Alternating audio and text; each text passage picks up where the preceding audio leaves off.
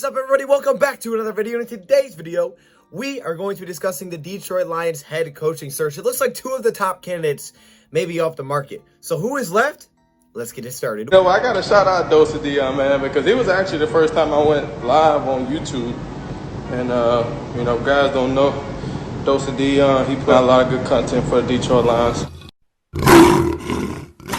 Welcome everybody to another video. Glad you guys are here, and we're back to talk about that head coaching position for the Detroit Lions because that needs to be filled out. Yesterday, the Lions hired their general manager, Brad Holmes, which was an exciting time.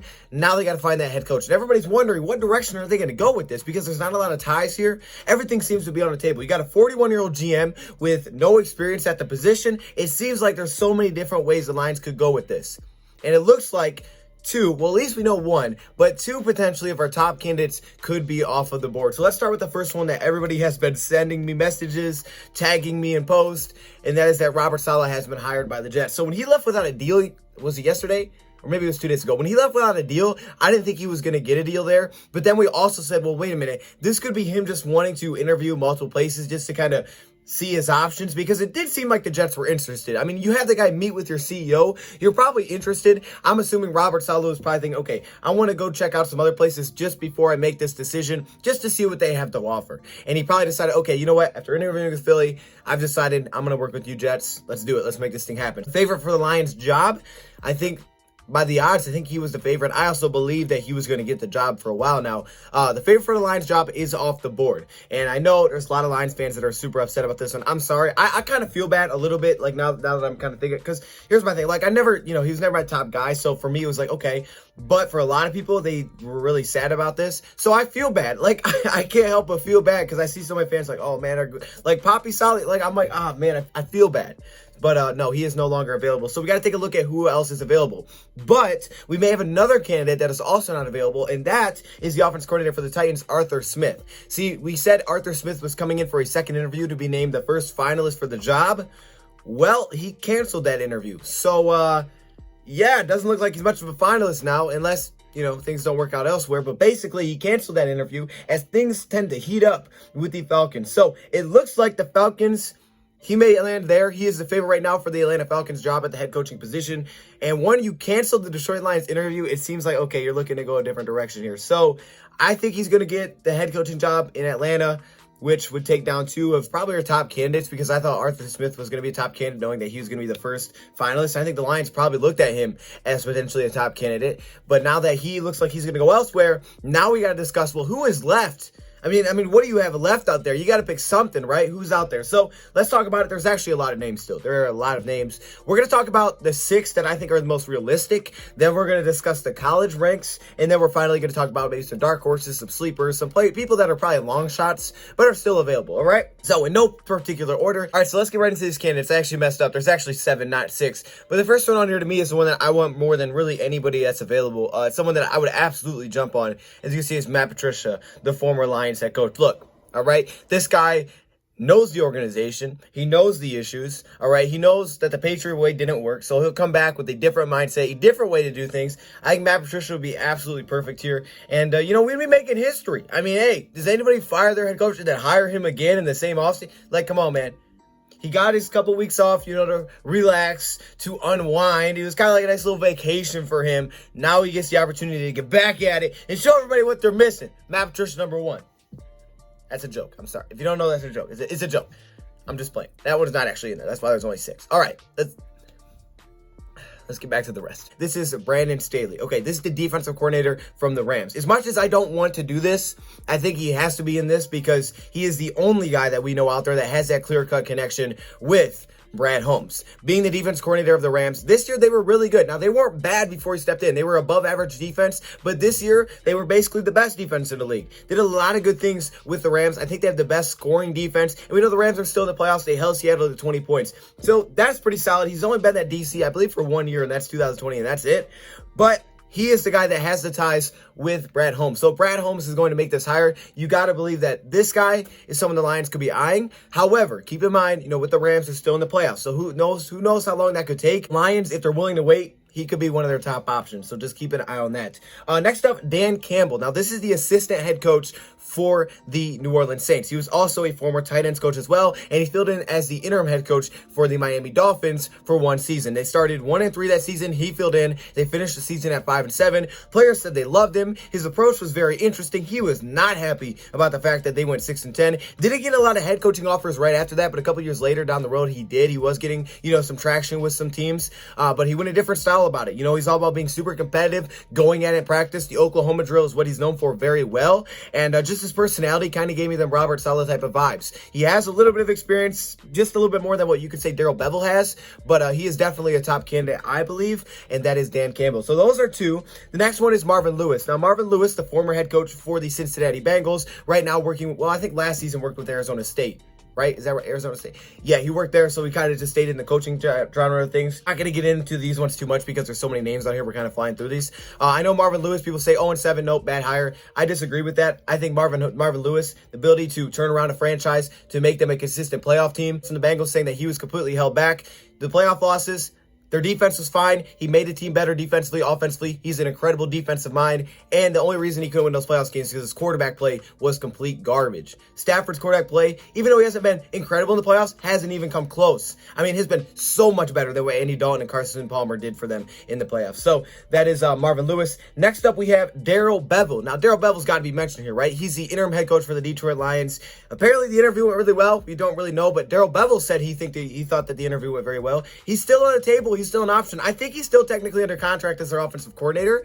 So it would be basically a promotion for him if he became our head coach. But this is one of those names that I don't think you can even list as a dark horse anymore. Because as soon as the season was over, we're kind of saying like, okay, hey, yeah, Darrell Bevel doesn't seem like he'll get the job. But at the same time, kind of knowing the Lions situation with the salary cap this offseason, not knowing, how many people are really going to be interested in this job because it's still a two-way deal. Just because you want him doesn't mean that guy wants to get signed to Detroit. Doesn't mean he ultimately wants to take the job. Maybe Robert Saleh said, hey, the Jets, I'd rather coach here, to be real with you. So maybe he just decided that and the Lions wanted him, but it can be difficult for the Lions to sell. And that happens with every team for certain reasons. For the Lions, you got to believe it can be difficult at times to sell this position. Darrell Bevel's kind of there. He's worked with the team. They seem to really play tough for him. Wasn't the best finish record-wise, but he definitely gets the best out of Matthew Stafford. He just needs to find a defensive coordinator. Next up, Todd Bowles. Now, I put Todd Bowles in here because Lions interview him on Friday, which is today. I don't know if he should be in the top 6. I guess he'd come at the very bottom. That's Todd Bowles. Todd Bowles is currently the defense coordinator for the Tampa Bay Buccaneers. He's all about blitzing, man. He's all about getting after the quarterback. That's what he's done with everywhere he's been, to be honest with you. And he also has a little bit of head coaching experience. It just wasn't that good. He coached before with the Jets, just not something that you really want to remember. Good experience more than just experience, but he does have a little bit of it, and he's the defensive coordinator for the Tampa Bay Buccaneers, and he's done some good things. He's made their defense better. And finally, Eric Bieniemy probably shouldn't be in the top 5 or top 6, but since it's the top 6, I had to put somebody in there. So I went with Eric Bieniemy here, offensive coordinator for the Chiefs. Really haven't heard much about him for the Detroit Lions. I don't even think he's been linked to the Lions since they've really interviewed him. Currently the offensive coordinator for the Chiefs. The Chiefs have maybe one of the best offenses in the league. I don't know if I can say the best. I think the Packers may have that. My issue is back when he was with Colorado. His offense was not very good with Colorado. It was really bad. It never really improved from what it was. Guys, we got breakdowns of most of these guys, so I'm not going to go super into detail. But Eric Bieniemy is doing big things with Andy Reid and that Chiefs offense. I'm pretty sure Andy Reid disciples usually do pretty well. So who knows? Eric Bieniemy, who knows? Eric Bieniemy, maybe not. I don't know. We'll keep him out there, though. He is also a former running back and running back coach, so maybe he can help out there as well. On to the college ranks. I think the first guy we got to bring up is Pat Fitzgerald. However, this one seems more and more unlikely, as the latest report that I've seen about Pat Fitzgerald to the NFL is that he has denied all NFL interviews. He's currently the head coach for the Northwestern Wildcats, so I don't think that one's going to happen too much there, but he's been there for well over a decade, and, he's built a pretty consistent winner, I would say, in the Big Ten. Not really able to win the Big Ten championship because the team that usually comes out is Ohio State, and that's not easy to do.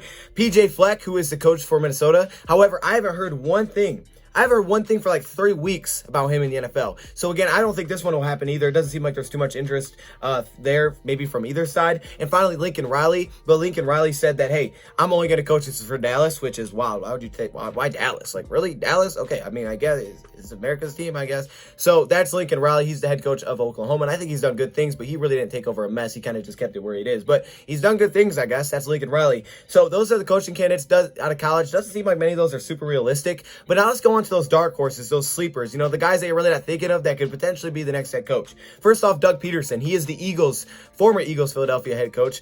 He was fired. It was kind of an absolute mess there this season, but aside from this year, his resume is pretty strong. Going back to being an offensive mind with Andy Reid in Kansas City, where they won 10 straight games when he was promoted. Going back to winning a Super Bowl, back-to-back playoff appearances after that. Just a really bad fallout in his last season. And you understand that their owner basically said that, hey, he didn't deserve to be fired, but we had different visions because, you know, he was looking too much for this year than for the future. I don't know. But either way, he has a very strong resume if you take out this last season. But that last season was such a mess that I think some teams may just want to stay away. Joe Brady is up next. Not a lot of talk for the Lions with Joe Brady, but he is a former LSU, and he is the offensive coordinator for Carolina right now. He's really known for the scheme that he brought into the college world, and he's kind of bringing it to the NFL. He's only 31 years old, so he'd be a very young head coach. But again, I don't see a lot of talk between each sides here, but he is a name for a few teams in the NFL. I know the Texans fan, I think, kind of want him because, you know, Deshaun Watson, things like that, but I don't know if he's really a realistic name for the Lions. I mean, he'd be the same age as their quarterback, which is kind of strange, but I don't know. I mean, he has to be younger than our quarterback. So, Joe Brady, I'm not sure if he's much of an option here, but he is for other teams, so I thought I'd mention him. Brian Daboll, who is apparently getting a ton of interest from the Jets. He is the Bills. He works with the Bills as their offense coordinator. Now, with Brian Daboll, the Bills this year have picked it up tremendously, and that's what really got him out there because his story is incredible. The fact that he was able to get to where he is just incredible. You know, what he did, the adversity he went through as just a young kid. But now in the NFL, work for the Bills. This year they took off. Josh Allen looked incredible. And usually when that happens, you get some NFL interest. So we'll see what happens there with Brian Daboll. Greg Roman is up next. Really not a lot of talk from him either. He's the offense coordinator from the Baltimore Ravens. We know what the Ravens offense can do. We know what they've done with Lamar Jackson. So if he was the head coach, Trey Lance, anyone, I'm just saying that may end up being the coach. I don't know. I don't know if he's getting that much interest from anybody right now. Jack Del Rio, kind of a big-time sleeper here. He is Washington's DC. We talked about him a while ago. He also has a head coaching experience, a little bit of it. But as the DC of Washington, you know, they've been pretty solid. I mean, they made the playoffs, even though the NFC East was terrible. They made the playoffs. They were pretty competitive. Heineke played really well, but they were pretty competitive in their playoff game, you know, against Tampa Bay. They kept it close. 28-23, I think, was the final in that one. And, you know, that defensive line has been stout, you could say, for Washington. Jack Del Rio definitely knows how to do that. So I guess maybe he's someone that's available. And finally, Byron Leftwich, who is the offense coordinator right now for Tampa Bay. He's the former quarterback, so working with Tom Brady, they've done some nice things there. Byron Leftwich kind of getting his name out there. I don't think this guy will get hired as a head coach anywhere, but he is someone I did want to mention. So a lot of candidates, as you guys can see, are still available. There's probably even more guys that you could mention here, but I just mentioned like pretty much all of them that I could really think of. And I think the first 6 that I mentioned are very realistic. So I think one of those 6 could definitely be the head coach. But don't sleep on guys like Doug Peterson, maybe a Jack Del Rio, maybe a Brian Daboll. You know, don't sleep on those kind of guys. I don't think any of the college ranks are showing that much interest in the NFL, but I think the first 6, one of those guys could be definitely our next head coach. So we'll see who it is, man. I think they all have somewhat of a case maybe to be the next head coach. Everybody has good, everybody has bad, everybody has their own opinion on who they want. Mine is different than yours, but we'll see who the Lions hire. I mean, that's going to come up pretty soon. So there you go. Those are the name left. Comment down below your favorite name left. Kind of stakes, man. I thought Arthur Smith could fit pretty well with this offense, but it looks like, yeah, he's not going to do this. And Robert Saleh, I feel bad. I'm sorry, guys. I'm really sorry. I didn't do it, but I'm sorry. Let me know your thoughts, comments below. Thank you for watching, and I'm out.